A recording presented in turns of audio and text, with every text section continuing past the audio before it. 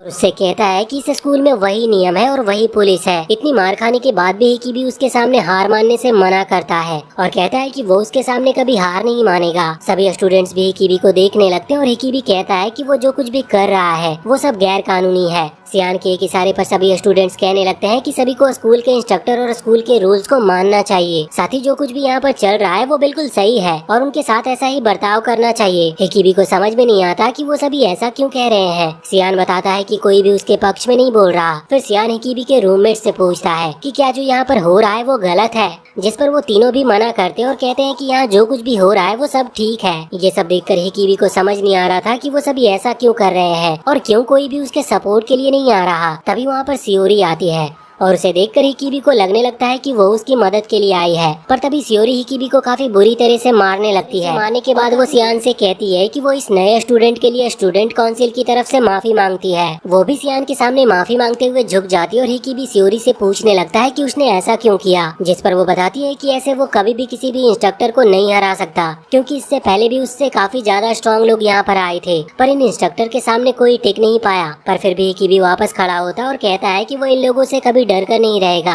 चाहे इसके लिए उसे मरना ही क्यों ना पड़े। पर सियोरी हिकीबी को रोकने लगती है और बताती है कि उसे पता तक नहीं इससे पहले यहाँ कितने लोग मर चुके हैं। पर हिकीबी उसकी एक नहीं सुनता और सियान से उसे मारने को कहने लगता है। सियोरी हिकीबी को रोकने के लिए आगे आती है और हिकीबी उसे थोड़ा सा धक्का देता है, जिसकी वजह से सियोरी का फोन उसकी जेब से गिर जाता है और फोन को सभी देख लेते हैं। वो फोन को वापस उठाने जाती है पर तभी दो लड़कियां आकर उसे पकड़ लेती है। तभी एक इंस्ट्रक्टर हिकीबी को भी जमीन पर गिरा देता है। सियान आगे आता और फोन उठा लेता है। तभी ऊडो भी आगे आता और कहने लगता है कि उसे तो लगा ही था कि स्टूडेंट काउंसिल की प्रेसिडेंट कुछ तो गलत कर रही है। तभी सियान सभी से कहता है उनके साथ का कोई स्टूडेंट कुछ गलत करता है तो उन सभी को भी उसकी गलती की सजा मिलेगी। काफी निराशा के साथ सभी स्टूडेंट्स कहने लगते हैं कि उनके साथ ऐसा ही होना चाहिए और उन्हें जो भी पनिशमेंट दी जाएगी वो उसे खुशी खुशी एक्सेप्ट करेंगे। फिर सभी इंस्ट्रक्टर सभी स्टूडेंट को ग्राउंड पर लिटा देता है और काफी बुरी तरह से उन्हें मारने लगते हैं। फिर सियान सियोरी की क्लास की लड़कियों को बुलाता और उनसे सियोरी को पिटवाता है। हालांकि सियोरी की क्लासमेट का ऐसा कुछ करने का मन नहीं कर रहा था, पर सियान के कहने की वजह से उन्हें सियोरी को मारना ही पड़ता है। हिकीबी खुद की वजह से बाकी स्टूडेंट को पिटता देख नहीं पा रहा था, जिसकी वजह से वो माफी मांग लेता है और कहने लगता है कि सियान सही था और वो गलत है। अब ये सुनकर सियान भी खुश हो जाता है और बाकियों को रोक देता है। सभी स्टूडेंट्स हिकीबी को बुरा भला कहने लगते हैं, क्योंकि उसी की वजह से उन्हें काफी मार खानी पड़ी थी। फिर सियान सभी को उनके रूम्स में जाने को कह देता है। वहीं आखिर में वो लड़की भी सियोरी को चाटा मारती है और वो काफी खुश भी होती है सियोरी की ऐसी हालत देखकर। तभी ऊडो भी हंसते हुए वहाँ पर आता है और उससे कहता है प्रेसिडेंट भी नहीं बनी रह सकती। फिर वो दोनों भी वहाँ से चले जाते हैं और आखिर में सिर्फ सियोरी और हिकीबी रह जाते हैं। और हिकीबी रोते हुए सियोरी से कह रहा होता है कि उसकी वजह से उसे भी इतना कुछ सहना पड़ा। सियोरी जाते हुए हिकीबी से उससे कभी भी बात ना करने को कहती है। हिकीबी यहाँ पर काफी बुरी तरह से रोने लगता है और तभी उसके पास सेन आता है। हिकीबी उसे देखकर उससे कहता है कि वो तो सब ठीक कर सकता है और हिकीबी इसके बदले उसका कुत्ता बनने के लिए भी मान जाता है। पर सेन उससे कहता है कि वो ऐसे किसी को भी अपने साथ नहीं रखता और जब हिकीबी के पास चांस था तब उसने चांस को जाने दिया। लेकिन सेन हिकीबी से कहता है कि अगर वो उसकी 3 कंडीशन पूरी कर दे तो वो उसे अपने साथ रख लेगा। वो बताता है कि पहली कंडीशन हिकीबी को अपनी क्लास का लीडर बनना होगा,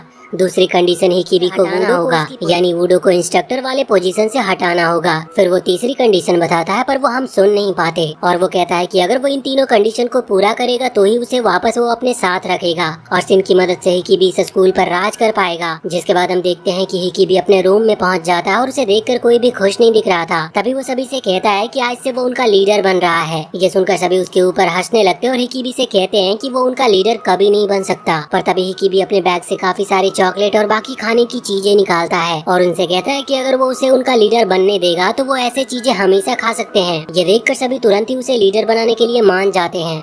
फिर हमें पता चलता है कि ये सारा प्लान असल में सिन का ही था। अब लीडर बनने के बाद सिन के प्लान के हिसाब से हिकीबी ऊडो के पास उसे एक मुक्का मार देता और उससे कहता है कि आज से उनका लीडर वो है, तो वो उससे फाइट करने की सोचे भी ना। पर तभी ऊडो अपने साथियों के साथ हिकीबी का पीछा करने लगता है और हिकीबी उनसे दूर भाग रहा था। फिर हिकीबी अपने जैकेट में पत्थर भर लेता और एक एक करके ऊडो के साथियों को मारने भी लगता है। ये देखकर ऊडो भी हैरान था कि हिकीबी इतने तेज भागते हुए भी उसके साथियों को मार रहा है। तभी हिकीबी और आगे जाने लगता है और साथ ही हिकीबी टाइम भागते हुए ऑफिस में पहुंच जाता है, जहाँ पर बिन भी था जो टाइम देख रहा था और उनके अंदर आते ही वो गेट बंद करने लगता है। ये देखकर वूडो उससे पूछता है कि वो गेट क्यों बंद कर रहा है, जिस पर बिन बताता है कि 9 बजते ही सभी गेट्स बंद कर दिए जाते हैं और यही यहाँ का रूल है। जो भी बाहर है वो बाहर ही रहेंगे और जो अंदर है वो अंदर ही रहेंगे। इससे वूडो समझ जाता है कि हिकीबी का प्लान शुरुआत से यही था कि वो